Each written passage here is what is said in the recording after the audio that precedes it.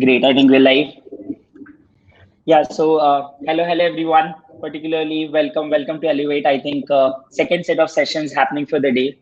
Uh, I think this session, particularly moving around the Indian language content consumption, moving across the new age Bharat, as you call it. Like to start with a small anecdote of a very small experiment I did when, so in early days of Pepper, particularly, we used to have that thing, yeah, Indian language content consumption hai kitna? And particularly, a very small experiment that we did was open our family WhatsApp groups and just scrolled bottoms up, and I could see that more than 90% of the messages over there were non-English messages. Coming from a Marwadi Banya family, most of those content was in Hindi. But I've seen and asked people around, oh, and everyone had their own regional language specific content around there.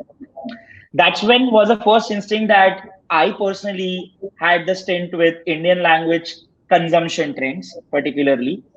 Uh, Moving on to some quick facts around things, I think with only the 50% of the Indian population online and the rest yet to get started, the scope of what is possible with Indian language content is just unimaginable. With increased digital adoption in the heartland of Bharat, as we call it, we are seeing a tectonic shift in how organizations and creators create content. Everyone is trying to go local with increasing focus on regional languages to drive user growth and retention. But we are still on only at the cusp of the revolution, with massive companies being built just for Bharat. Trell, Joe Stocks, Pratilipi, ShareChat, Daily Hunt, and many more massive companies are being built. And for the first time ever, the real Bharat is the focus for all of these. It is almost necessary for brands to jump on this bandwagon, but at the same time, it is not that simple. The number of languages, dialects, cultures that intersect in our country build a very complex, yet a very vital fabric which runs this country forward. It will be interesting on who cracks this complex maze and how. I have some amazing speakers that I look toward when I want to understand about this. And honestly, guys, it's an absolute honor to host some of the great conversations that we're going to have with these folks. Cool. So I think welcome Supriya, Pulkit, Ranjit. Particularly, I'd like to directly jump on to the first bomb question that we have that we'll kind of start with. I think one question that has come as an instinct to me or any other marketer, particularly who's kind of focusing on the Indian language content, has been how should content marketers approach the growing regional consumer base? That starts from say targeting the base. How do different trends go across different regions across the country? Just would love to focus like that. Supriya, would love to start with you and then have around focus on the others.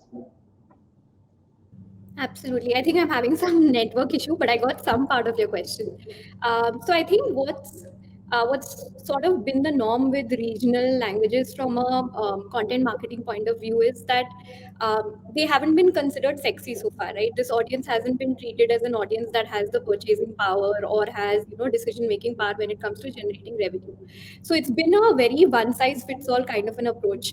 And even as a creator, I think it was an approach that we also took. Like when we went from English to Hindi, we had a very, very native approach to doing Hindi. But when we saw what works in Hindi, we tried to create the same thing across different regional languages.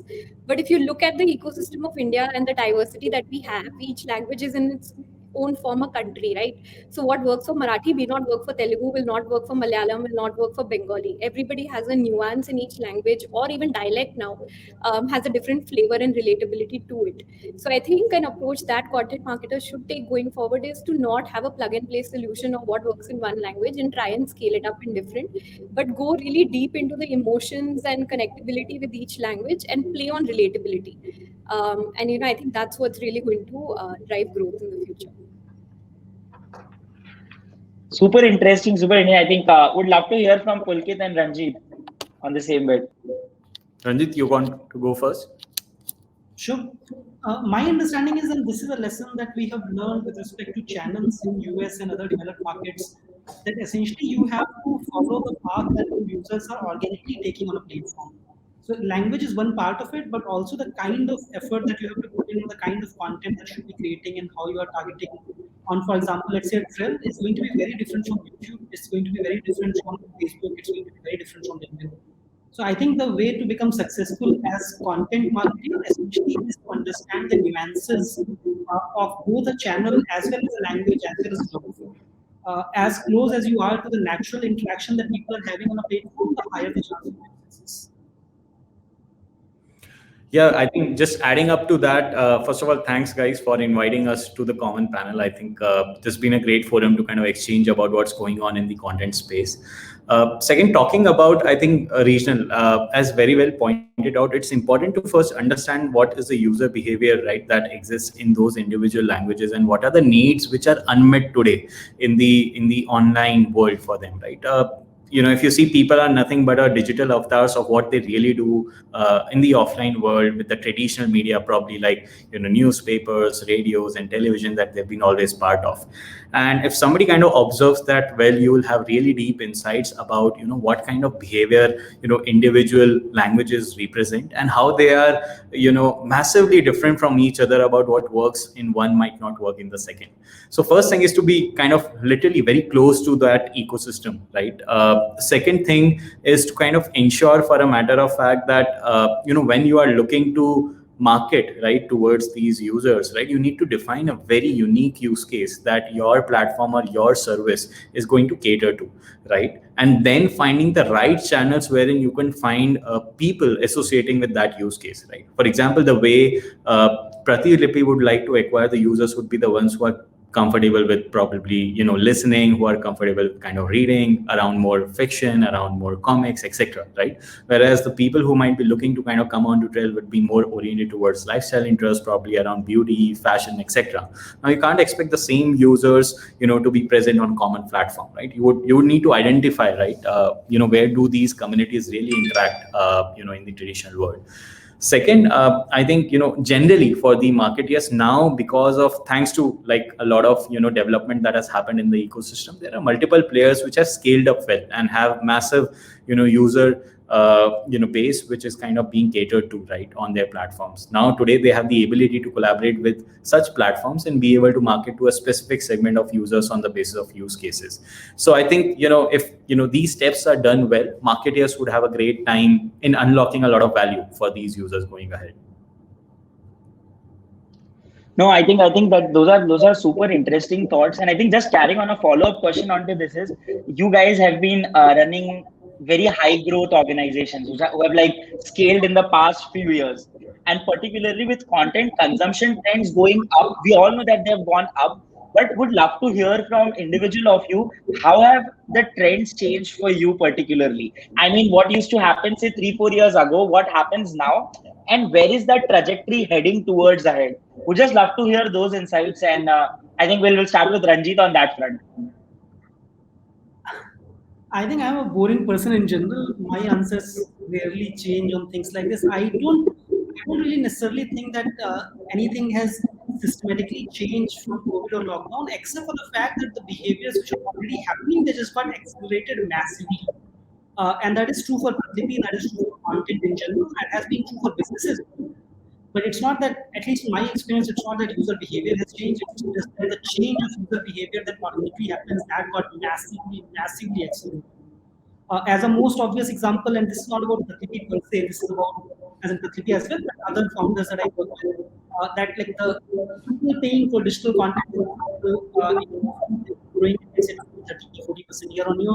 It really has been growing at like 8,000, 9,000, 10,000% across the industry. Right? The number of people who have been willing to pay for online digital content, and a lot of thanks to Hotstar, that has changed massively. People being comfortable to purchase. It used to be true for like 16 million people, 130, 140. But again, these were trends that were obvious for the last 5, 6, 7 years. Anybody who was doing it, that they have gotten accelerated massively. Got it.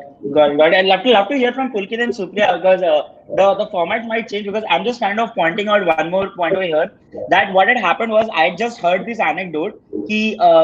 when you download a app which is in various different languages, the Indian audience showed this trend that even if they did not know English that well, they used to click English as the medium of the language, and they used to move it. I think for ShareChat as well, that was an inflection point when they removed English as a language from there. So I just like to hear insights like these as well, if you had experiences over here, Pulkit, Supriya.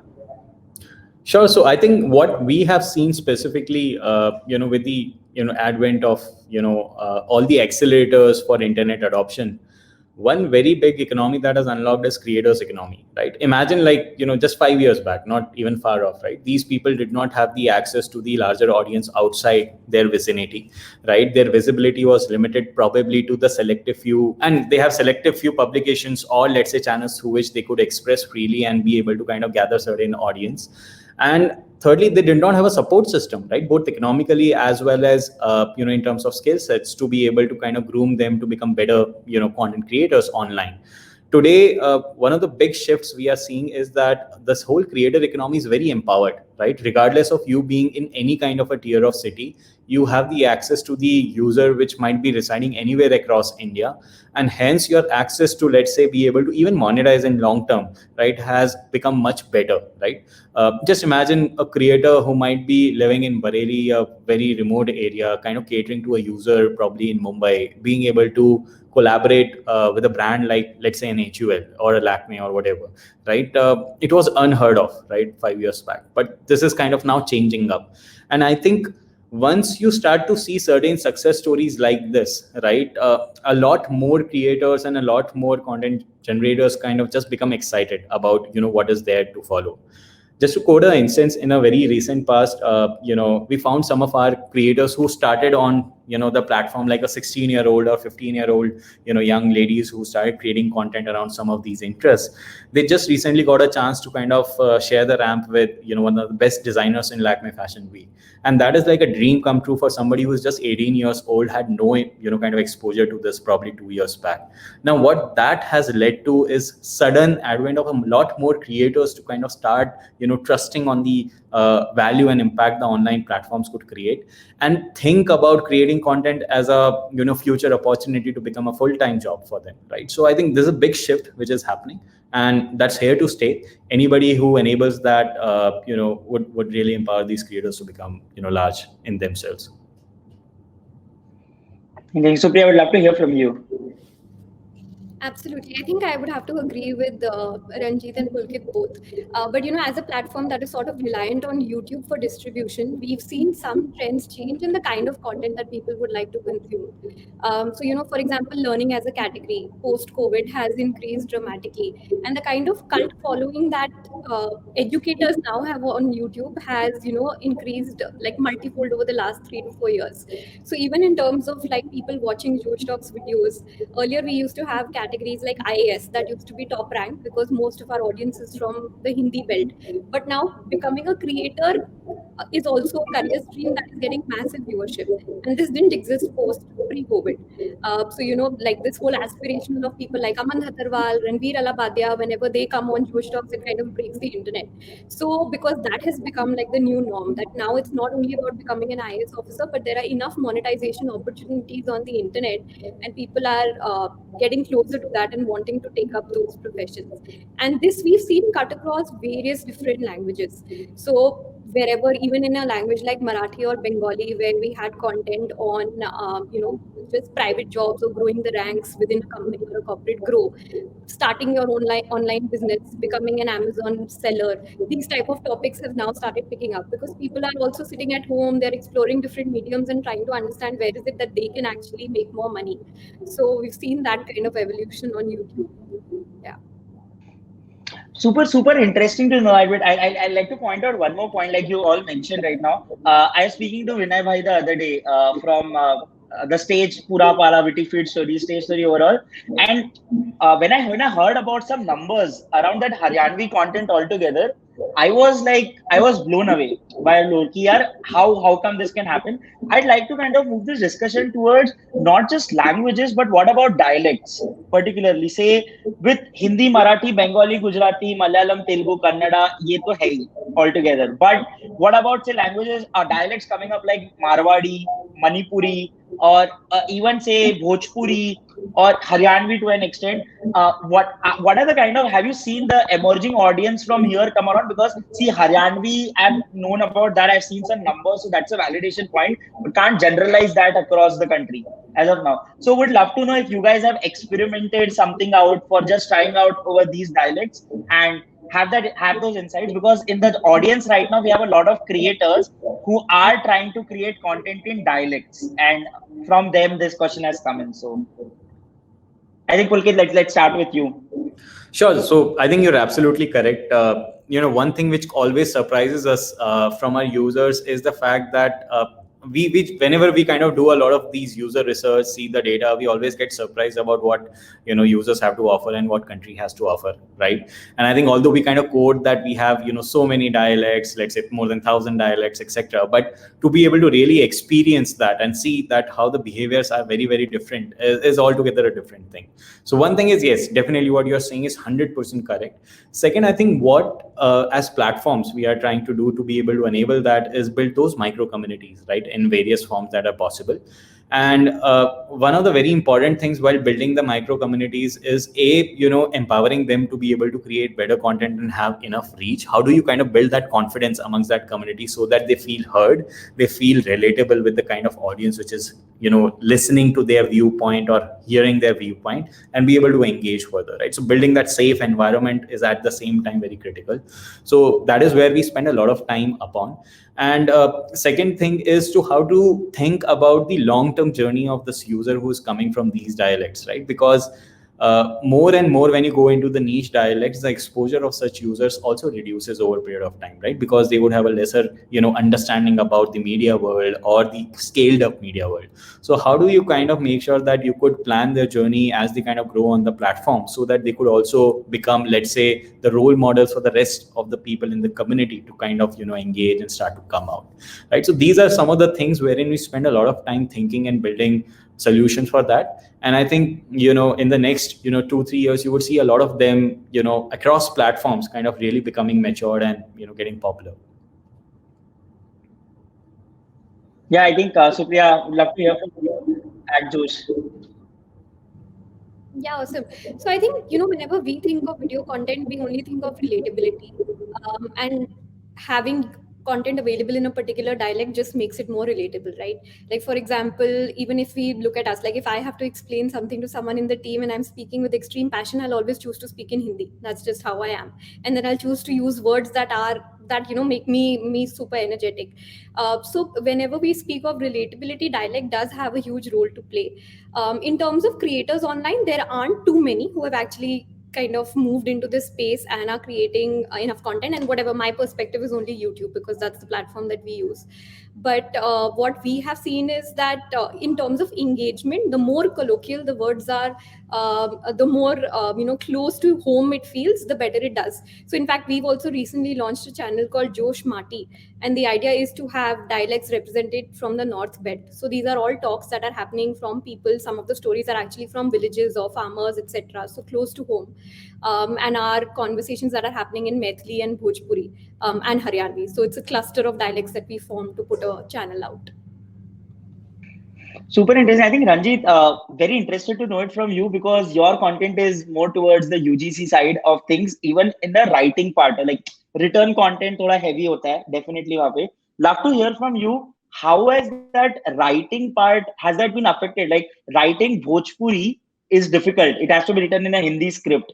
And then someone reading it with the same perception. Love to hear from you. What has been the trend that you've observed? So I think, and that might just be a function of the sheer scale difference. So earlier, for example, in a particular dialect, the number of people who would be online on Pratilipi would be, let's say, 10,000. When as a writer, it may not be worth for you to try and kind of reach out to that audience. It might just make more sense to write in Hindi, because in which case the script is Devanagari. It doesn't matter which dialect you're talking about, as far as Hindi dialects are concerned, at least. And the same would apply for other languages as well. But now as the scale increases and the recommendation becomes a little better, I think a lot of people are building their own niches, not only in terms of dialects which are actually well recognized, but also like in terms of dialects which are relatively more local. So for example, like the Avdhi that people speak in, let's say, Lucknow is actually different from at least somewhat different from the Avdhi that people speak in Raebareli, even though these are literally just 100 kilometers away. So there are writers who are kind of like just creating their own niche with like Hindi, which is primarily spoken in Kanpur, and it's still mostly Khadi Boli Hindi plus Avdi. It's just slightly different taste, slightly different words, slightly different nuances. And then like we have to kind of try and evolve our recommendation system so that we can essentially show it to people who can relate to that better than other people. Got it. These are actually super interesting trends, because if you see the chat box, you'll kind of see people relating to it because of the fact that I told you there are a few creators who have now started coming onto our platforms as well. I'd like to kind of take this discussion towards more on the tech side of things now. So, एक बहुत बड़ा पंगा था यार. All the companies that used to come to me particularly, they were like, कि what's the only problem we have with translation is it's non-contextual. मतलब over there, if it's in Hindi, it was Nehle pe Dela. Someone used to translate as 10 on 9 as it is, and that used to go out as an ad copy altogether. Love to hear from you guys.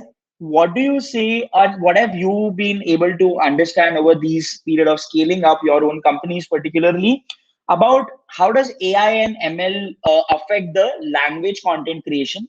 I would like to kind of, if we keep say English as the base language, for example, over here, from English to languages particularly, what have been your trends and where do you see that going? Like, do you think in say another say half a decade or so from here onwards, do you think that AI ML would be able to completely take up the translation models altogether, or do you think that there'll be a layer of creators that would definitely be needed after a tech-enabled layer that comes in? These insights are super necessary because now I've seen a lot of, so there were a lot of LSPs that used to be there, these language service providers that used to be there. They used to offer services like machine translation plus editing plus reviewing. Now these used to be 3 layers. And now slowly and steadily, everyone has started building their own NLP engines around all of these. So love to hear those trends and insights that you have got over the last few years. I think let us start with, I guess, Supriya, that one. I think it'll be more relevant for Pulkit or Ranjit to answer this because they are running platforms.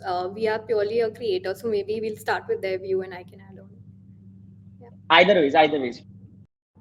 Cool. So I think when you kind of look at AI ML, right, they are the means to a certain end, right? I think we kind of over talk about, machine learning algorithms and what impact they could create and how they could automate content generation, etc.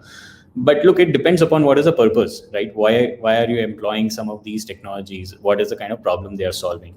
For us, what we have typically seen is that ML is very helpful for you to be able to match make, the consumers with the right creators so that they find the right niches and they find the right interests and be able to discover in the sea of users and content, right, their right niches. So that is one thing wherein, a lot of development happens. Second, today in our context, we also kind of, see how creators could essentially target the right kind of brands, right, to be able to collaborate with them. For example, if you are a creator who is amazing to talk about, let's say, ethnic fashion, right, then you should be able to kind of connect with the right ethnic brands, right, and your audience responds well to them.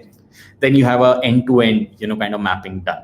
Right now, this kind of mapping is something wherein we go very deep into. Definitely employs all the, NLP as well as computer vision as well as neural networks, whatever you talk about, in order to kind of build the, data sets and then assimilate them and keep experimenting with the ML platform to come to the right, kind of setting for that, which is now being developed. I think the unique thing about this in India is that given that a lot of regional platforms started early, today they have the data sets which are really valuable, right, which can be used to essentially create a more superior algorithms, right? And as soon as you have that window, right, while the others are catching up, making the most of that is very important, right? And whosoever kind of does that well will unlock a incredible value in its own terms, right, in the ecosystem.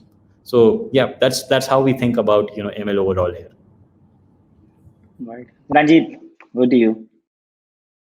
So in general, I agree with Pulkit. I think it's important to think of tools and like AI, ML, both are tools as points which generally provide you leverage of some kind and not necessarily the solution per se.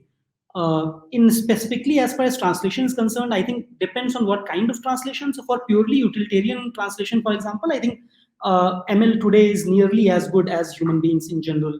Versus if you're talking about content which is a little bit more deep or a little bit more nuanced, like a long paragraph review, let's say, of something, a story, for example, or a song, for example, technology is not nearly good enough. So I think it is definitely getting better by a big margin. It's just that as a brand, typically, and obviously it depends on the context, that if, for example, something is not very important to you, it's a small market, maybe machine translation is better because it's cheaper, it's faster. But for someone where the actual messaging matters, I don't think machines as of today are good enough. Whether they will get good enough in 5 years or 10 years or 20 years, answer is who knows. Are they getting better? Yes, absolutely. It's absolutely amazing what ML can do just for translation today. Is it good enough to be used in long form, nuanced context? It's not. And it's a difficult problem to solve. There is no way to say whether it's going to happen in 6 months. It might, or it's going to take 5 years. It might. We'll just have to wait and see. Right. Supriya, just one thing I just wanted to kind of put out, for you particularly, say the content that was, you have like a video first platform, you're using YouTube as a distribution channel, right? So over there, have you ever tried all these tools, particularly to kind of convert all the videos through technology directly into different languages? What's been the experience overall over there? Yeah, so we actually have. I mean, even in terms of just transcribing the videos and then translating them into other languages, that has been one form of experiment that we've done. The second has been in dubbing. But, like Ranjit said, I don't think it's there. And you can't have a half-baked product when it comes to languages, right? Because people are super passionate about where they come from and the language that they speak. So any kind of mistakes get flagged off and it becomes, a conversation which is loud to be had. So even for us, again, just going back to what I said about relatability, right? If you have somebody who's from the North Belt, who's looking like they're from the North, who's, the way that they're speaking, the language, etc., is there. If you dub that and you're trying to push it in Malayalam context, it's not going to work. So we did try a couple of voiceovers and we tried to, kind of do that, because from a cost point of view, that makes the most sense. But what we realized soon after was that dubbing just doesn't work for this audience set. And that it's not just about the voice change, but it's about the overall look and feel. And that changes drastically by using tools that allow for dubbing. Got it. I think in the wake of time, because there are a lot of creators in the audience and they've been asking a few questions. I'd like to kind of pull those over here. Taking this conversation more to a creator-centric approach. There has been a lot of content on the internet around what should creators do to kind of focus on Indian language content. What should they do? But overall, from the learnings that you guys have had in the past few years of high growth, particularly, would like to hear what are the mistakes that we should not make. From a creator lens, when you create language content, people have been asking this thing, that what are the few things that you think a creator should be well aware of before they start making that content? And second, few learnings from the mistakes that you've had in these years. So I think Pulkit would like to start with you. Sure. I think first of all, it's okay to make mistakes, right? Because nobody knows, what would really work with the Indic language users, and you have to be okay to keep experimenting, failing, and kind of coming out, with flying color probably if you keep trying, right? So first thing I would say for any content creator to keep in mind is the journey is going to be tough, because look, there is no, kind of pre-born paradigms around how you could engage the users on the internet who are coming from the regional markets. But, having a belief that for a matter of fact, this is going to become a really, really large economy going forward, right? So hence having a faith in that and keep trying, right, till you succeed is one of the most important traits as a content creator for you to be able to kind of travel this journey. I think second thing is that a lot of content creators think about the fact that, look, if I create content in some of the aspirational, languages, example in English for the Indian users, right, I might be able to attract better brands. That's again becoming a myth, right? Multiple people have kind of proven that there's nothing like that. You have to create content in an aspiration language to be able to attract brands. What brands essentially look forward is the engagement between a creator and the consumers and the connect they can bring in, right? So as long as, when you even think about as a creator that, okay, in long term, whether I'll be able to kind of really monetize this, right, whatever I'm doing. So yes, you can do so in the regional markets, and that is proven now for a matter of fact, and hence you could be very, very comfortable with that. Lastly, I think, one of the, big mistake sometimes which happens with content generation, right? From a creative point of view, you box yourself into trying same thing again and again and again, right? Look, there's a popular quote, right, by Addison, right, that you keep doing the same thing and expect a different result. Unfortunately, that can't happen, right? So being, some of the creator that you are, you should keep trying different concepts and see, which ones are sticking well with the kind of audience you are looking to attract, or maybe understanding which kind of audience you are able to attract better, right? And then start to orient your content more towards that. So I think, these are some of the fundamental things that creators can open up their mind to, and hence be, more popular or better, as compared to some of the ones who can't see this long, right, when they start the journey. Lovely. I think Ranjit, over to you. I think the answer is remarkably similar to how to be a creator in any other language or any other country or in any other format, which is, for example, you have to be authentic to both yourself and to the platform. So if you try to create the kind, like the people who are most popular on TikTok, for example, let's say, are not the people who are just copy pasting YouTube's content and broken down into smaller chunks. These are people who understood what TikTok meant and like what users were consuming there, and then that is the kind of content they were creating. Similarly, like people who are not trying to be someone that they are not, like, and who are closer to what other people will be able to relate to, is what basically becomes popular. Like the most famous Twitch stars, for example, are often people who are like 23, 24, 25. These are not, as in, at least when they became popular, they were not necessarily like the most sophisticated streamers per se. It's just that they showed their own true personality, and there was a group of people who liked that personality. And the third and possibly the most important one is that at the end of the day, it doesn't matter which format, which language you're talking about. The most important part is how strongly your audience feels about you.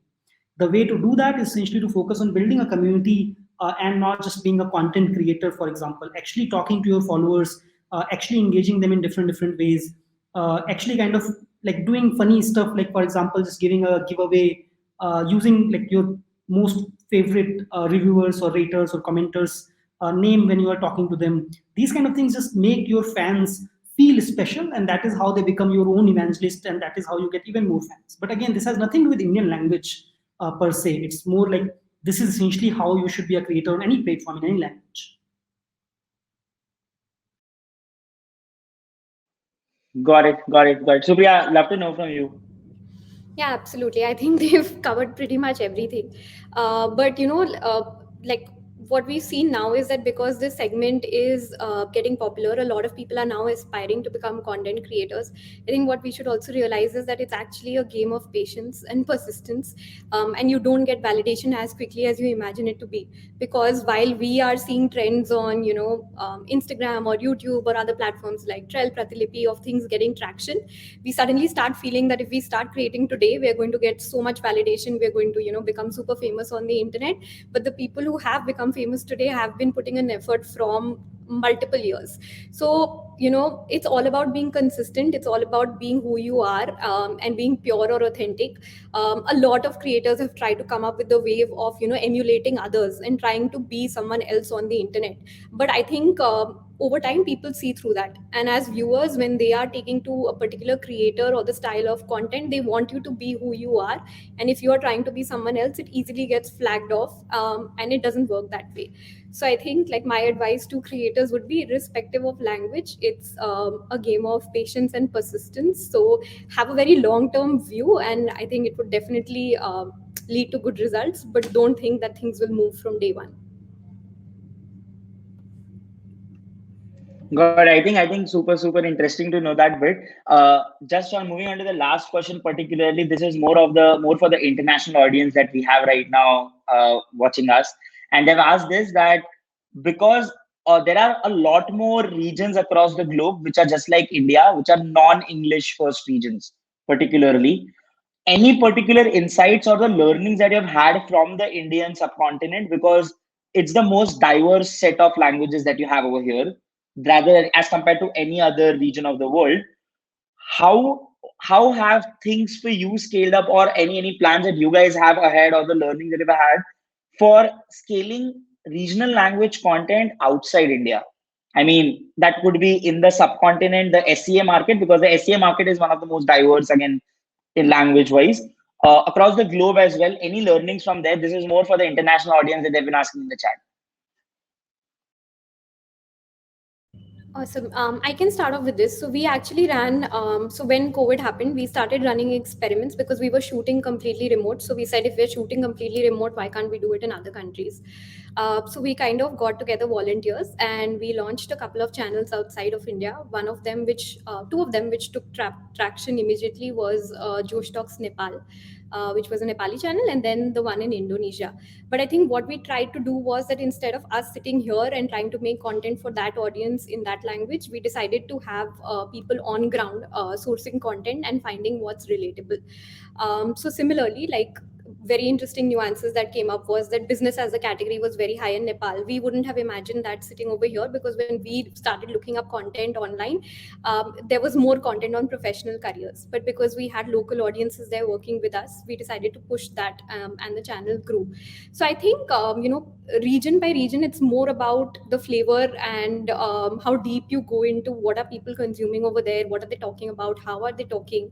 And if you're able to play to that, it becomes fairly easier to scale and replicate content. So even now, like sitting here today, we have, I think, close to 15-16 videos coming from Indonesia every month that are going on the channel. So yeah, that's sort of been the experiment that we led. Super interesting to know. That did not know about all of this. We're knowing this for the first time. So interesting that way. Yeah, I think Ranjit, love to know from you any experiments that you guys have been running and any insights from.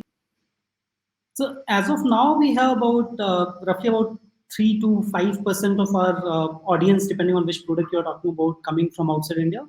But we have been, we have said this publicly as well, that towards the beginning of next year, we will essentially start focusing on going to some of the markets outside India as well. So we have been doing some research here, both organically, as in like just taking one of our products, and inorganically in terms of acquiring a different company or something along those lines.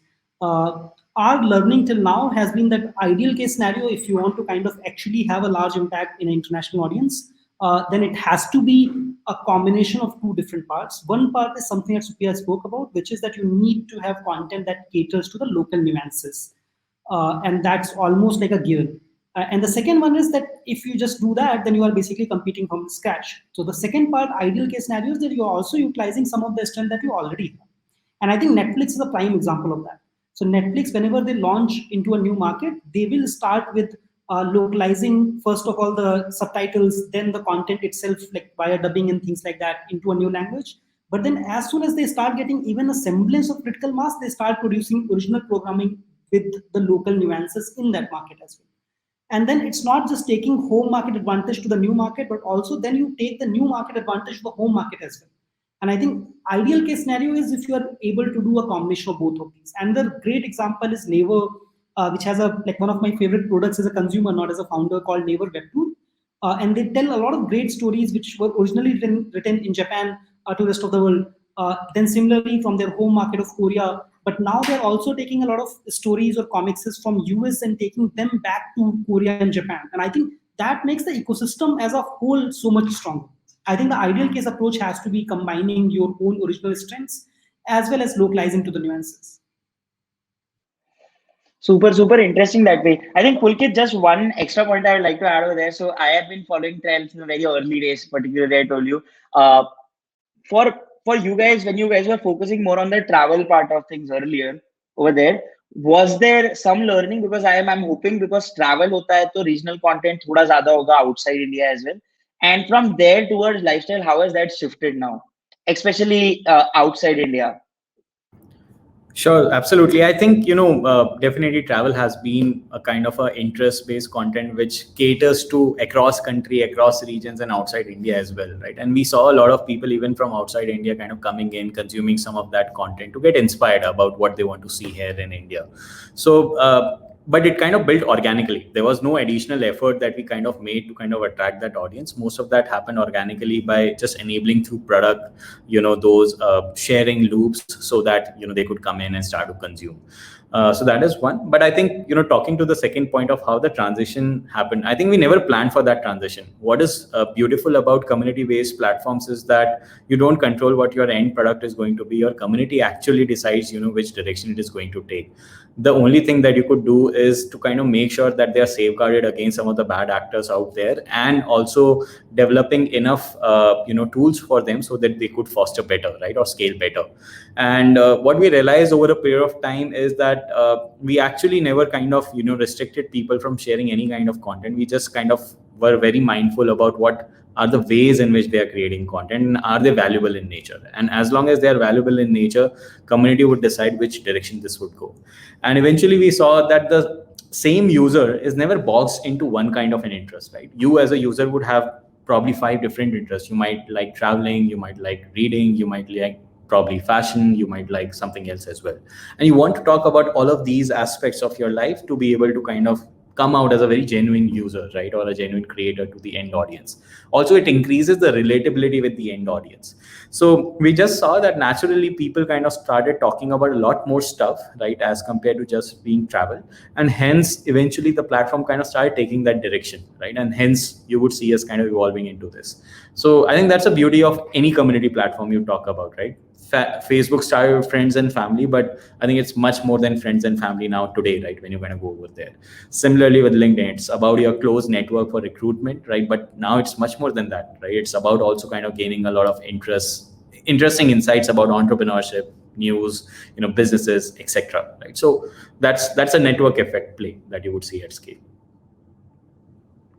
No, I think all these insights have been super helpful. We want to kind of have this conversation. A lot more questions coming up in the wake of time right now. Thank you so much, guys, for joining us over here at Elevate. Lots of interesting things coming up in terms of vernacular content, and super interesting to know that we, as users, as content creators, as consumers overall, are in a geography which is enough diverse to have all sort of content. That's the beauty of the business overall.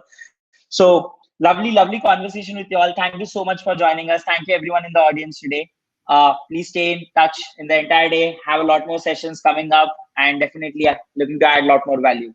Thank you so much, everyone. Thanks a lot. Thanks everyone.